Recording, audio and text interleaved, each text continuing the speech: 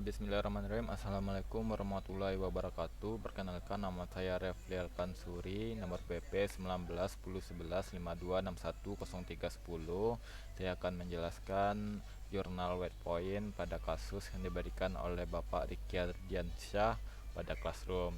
Adapun soal yang didapatkan yaitu C1 harga rata-rata produk, bobot WP-nya 5, C2 kelengkapan produk, bobot WP-nya 3, C3 reputasi, bobot WP-nya 4, C4 jumlah cabang, bobot WP-nya 2, C5 jarak lokasi, bobot WP-nya 1. Adapun tabel alternatif yang didapatkan yaitu A1 Alkes Medan dengan nilainya sebagai berikut, A2 PT Alexa Medica dengan nilainya sebagai berikut, A3 PT Timur Raya Lestari dengan nilainya sebagai berikut.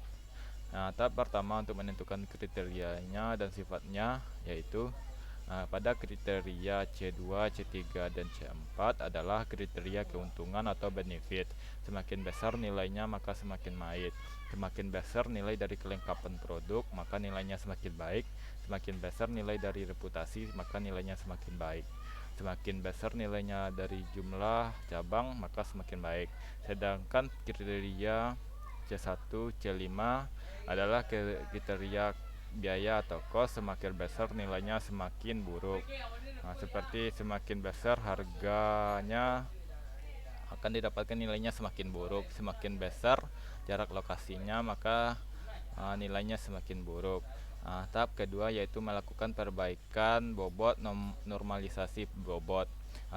Rumusnya sebagai berikut: bobot ternormalisasi sama dengan bobot kriteria atau jumlah bobot kriteria dibagi jumlah semua bobot kriteria.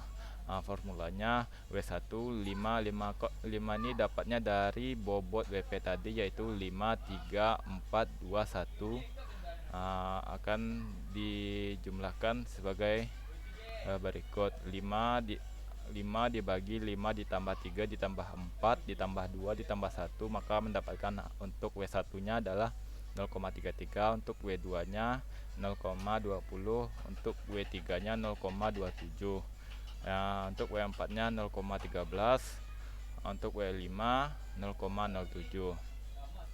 Untuk tahap ketiga yaitu menentukan nilai faktor S dengan formula berikut.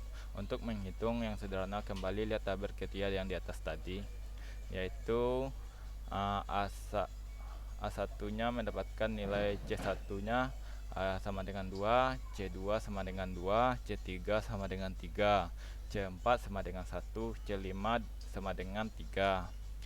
Pakatkanlah nilai kriteria tersebut dengan bobot yang sudah diperbaiki sebelumnya, lalu kalikan. Untuk kriteria biaya atau cost maka nilai pangkatnya minus dalam kasus C1 dan C5. Jadi hasilnya seperti berjumlah sebagai berikut: S1 sama dengan 2 didapatkan dari tabel alternatif di atas. Min, 33 nya didapatkan dari hasil normalisasi pada tahap 2 yaitu pada W1 nya. Kenapa minus? Karena C1 termasuk cost atau biaya. Untuk S1 nya mendapatkan nilai 1,138, untuk S2 nya mendapatkan nilai 1,121, untuk S3 nya mendapatkan nilai 0,643. Untuk tahap terakhir adalah tahap 4, menentukan nilai faktor yang akan digunakan dalam menentukan nilai preferensi.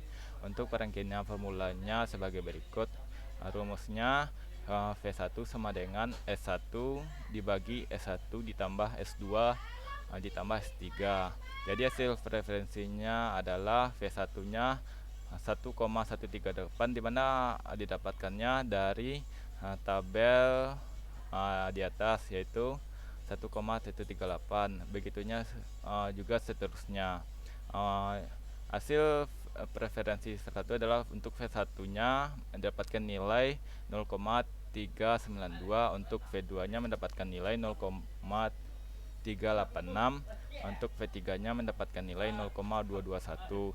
Jadi ditarik kesimpulan dari tabel data di atas adalah dari hasil perhitungan data di atas, nilai V1 menjadi nilai tertinggi, sehingga dengan kata lain V1 merupakan alternatif pilihan terbaik dari yang lainnya.